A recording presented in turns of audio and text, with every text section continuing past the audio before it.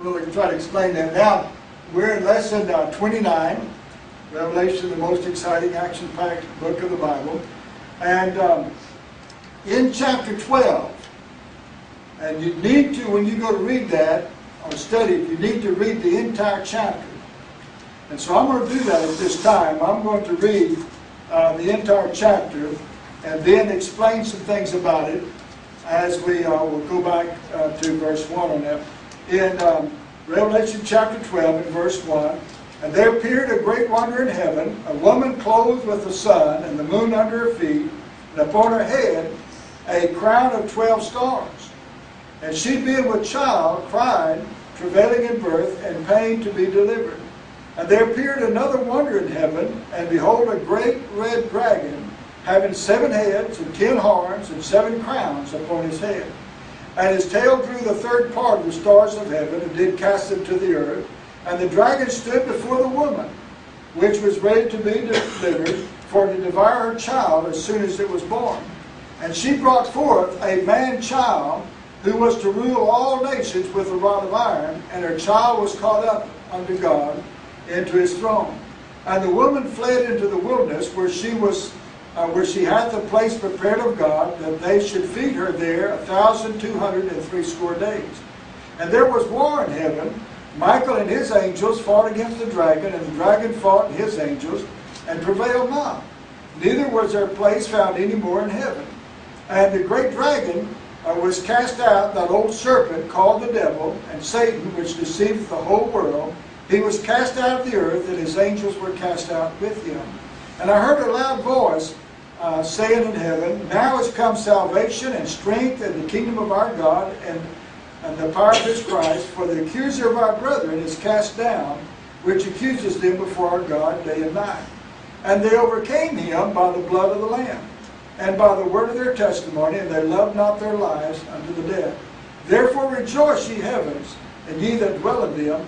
Woe to the inhabitants of the earth and of the sea, for the devil is come down unto you, having great wrath, because he knoweth that he hath but a short time. And when the dragon saw that he was cast out, or cast into the earth, he persecuted the woman which brought forth the man-child.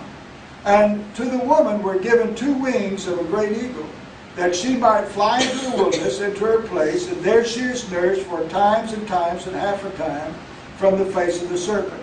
And the serpent cast out of his mouth water as a flood after the woman, that he might cause her to be carried away of the flood. And the earth helped the woman, and the earth opened her mouth and swallowed up the flood, which the dragon cast out of his mouth. And the dragon was wroth with the woman, and went to make war with the remnant of her seed, which kept the commandments of God, and have the testimony of Jesus Christ. Now, verse 13 through 17. That's the part that's in the tribulation period of this chapter. Only verse 13 through 17. And let me read it to you again. It said, When the dragon saw that he was cast into the earth, he persecuted the woman which brought forth the man-child. Alright? This is what happens during the tribulation period. Well, who is the dragon and who is the woman? Verses 1 through 12 explains who the woman is and who the dragon is. And how did he get cast out? Well, those verses prior to verse 13 explains how he was cast out of heaven. The dragon, the devil, now his headquarters in the air. He's the prince of the power of the air. He can go before the throne of God, or he can come to this earth. He can go back and forth. And he does that. We find, if you'll notice in that verse, let's see, verse 10, I heard a loud voice saying in heaven, Now has come salvation and strength in the kingdom of our God, the power of his Christ, for the accuser of our brethren is cast down, which accuses them before our God day and night. The devil is at the throne of God accusing everything, accusing us before God. You see what that one said? You see what that one's doing? We're not there to defend ourselves. Do we have anybody to help us? Yes. Jesus is at the right hand of the Father interceding for us. Man, that's a beautiful thing. But now the devil's there. Now remember with Job, God called the devil up there. Said, have you noticed my servant Job? Also the devil can come to the earth. He did with in the time of Christ. He's done it on other occasions. Did with Job. Still doing it today. He can go back and forth. His followers, the angels that followed him, can also do that on that. But during the tribulation period, he's going to be limited to the earth. He cannot be in the air anymore. That's not going to be his headquarters. He'll be limited on the earth. He cannot go before the throne of God. He knows he has but 7 years to conquer this world. And he's mad. So if you think it's bad now, you haven't seen the wrath of the devil yet. And praise God, as a child of God, you won't see the wrath of the devil. And so now with that in mind, verses 13 through 17 is talking about the woman and the dragon, and how that the dragon persecutes the woman and tries to destroy her during this 7-year tribulation period. Now who is the woman and who is the dragon? And even with verses 1 through 12, when you read the commentaries, I am amazed of all of the ideas that people come up with, that theologians come up with, who the woman is and who the dragon is. When it's about as clear as day when you read it and understand what's going on in this and what's happening there. So now we want to take a look at this in verse 1 of chapter 12. Are there any questions at this point? You got the picture a little bit. Okay. Now, there was a great wonder in heaven, a woman clothed with the sun, and the moon under her feet, and upon her head a crown of 12 stars. And so what you have here is a woman in heaven. She is clothed with the sun, and the moon is under her feet, and she's crowned with 12 stars. And she's with child. So she's pregnant this time, as we see who she is. So we're going to go back in time. What this is doing, this is coming out of that tribulation period, going back to the time of the birth of Christ. That's really what it's about on this. Let's see, did I get that right? This thing jumps on me, so I have to be careful about it. Okay. In chapter 12, we have a dragon that is trying to destroy a woman. In this chapter, there are clues given as to who the woman is and also who the dragon is, as well as his name. Clues as to who the woman is. And question number 1. The woman was clothed with the sun. All right.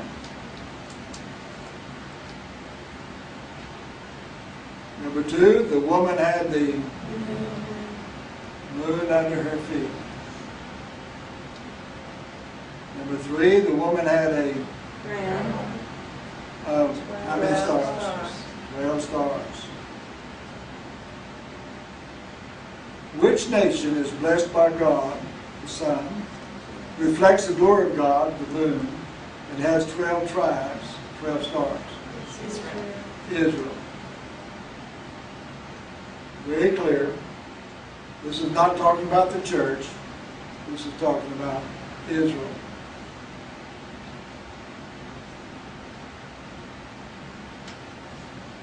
Now the crown of 12 stars is the 12 tribes of Israel. Now when you get into this, there's a lot of similarity and what God has in dealing with the main characters of all of humanity. You've got now the nation of God, which is Israel, and God promised Abraham that he would have a son, a seed, and so on, that would rule the world. And there would be 12 sons. So you got the 12 tribes of Israel. But also, in that, Abraham tried to do God's will in his ability. And he had a child by a handmaid, which was legal in his time. He wasn't going against God. He was just trying to help God out because he didn't have any children. He was getting too old. Well, Ishmael was born. That's the Arab nation. God promised that Israel would have 12 princes. Isaac, whom God said the seed would be in, would have 12 sons. And that would be the nation of God. But Ishmael, the Arabs, would have 12 princes. Now can you see how that the Arabs say, no, we're the ones God was talking about. We have the 12 princes. 12 and 12. Then you get on down to the New Testament. How many apostles do we have? 12 apostles. People begin to look at that and they get very confused with it. If you don't keep keep things in order and in the place where they belong. In the matter of, I was trying to think of the term that is used on that, well, I'll think of it a little later on, that is not studied very much anymore in our talk, in our teaching in there, but of keeping the right relationship in which God has set up for us. So you got the 12 tribes. Now the moon under her feet, Israel has a lesser rule or power than the church, the bride of Christ. So this is not the bride. The bride is the body of Jesus. We'll sit on 12 thrones judging the 12 tribes of Israel. So that's why the moon is under her feet on that. But yet she's the wife of God. And she's clothed with the sun. She's married to God the Father. And Jeremiah 3:14, turn, O backsliding children, saith the Lord, for I am married unto you, and I will take you one of a city and two of a family, and I will bring you to Zion. Now, God didn't just look down and saw the nation of Israel and said, you're going to be my nation. No, He developed the nation. He planned this from the beginning, before it was ever a nation. This was all in God's plan, and as He brought them out of Egypt, of the forefathers and all, and then and as they were in Egypt, they developed and then developed them into that nation. Gave them the law for the nation, which is the 10 Commandments, how to worship God, and the tabernacle, and all of this, dealing with the nation. Now the plan of salvation was taught through this, but the law was not the plan of salvation. We're saved by grace, not by works. And so now, God says, I have married Israel. I'm married to you. And then in Isaiah 54, 5 and 7, for thy Maker is thine husband, the Lord of hosts is His name, and thy Redeemer, the Holy One of Israel, the God of the whole earth, shall He be called. And so we find that God is teaching us the way He married. Then He goes on to say in verse 6, for the Lord hath called thee as a woman forsaken and grieved in spirit, and a wife of youth when thou wast refused, saith thy God. For a small moment have I forsaken thee, but with great mercies will I gather thee. Let's see if I've got it here. No, it's not in it. All right, there's in Isaiah, I believe it is. I can back it up here. God divorces Israel. Okay, and she's unfaithful to Him. When you read the book of Hosea, Hosea talks about God's relationship with Israel. He had Hosea to marry a woman that was unfaithful. She had children by another person on that, and he was to divorce her, and then she went into slavery, and he brought her back. Israel rebelled against God. She's going into slavery, and this tribulation period is buying her back. But now, in this matter of who the woman is and who she is on this, still in her condition, she, Israel, not America, not Spain, not Germany, not Africa, but Israel will give birth to the Son of God. And so this is what, so she being with child, cried, travail in birth, and pain to be delivered. So the woman having difficulty in giving, was the woman having difficulty in giving birth to a child? Yes. Now in verse 5, and she brought forth a man-child, who was to rule all nations with a rod of iron, and her child was caught up into God and to His throne. So we find this woman, she being with child, a man-child to rule with a rod of iron? Now, true or false? A, the woman gave birth to a girl. False. B, the woman gave birth to a man-child. True.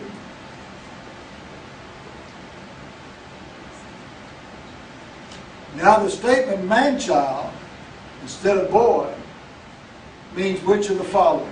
A, the baby would be an ordinary baby, or B, the baby would be wise from birth. B.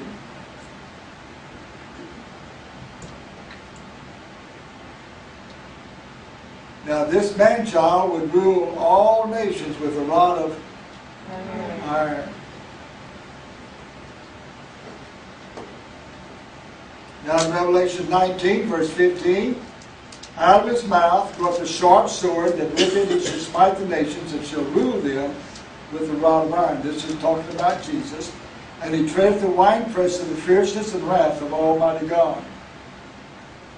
And he hath on his vesture and on his thigh a name written, King of Kings and Lord of Lords. So who's to rule all nations with a rod of iron? Jesus. Jesus.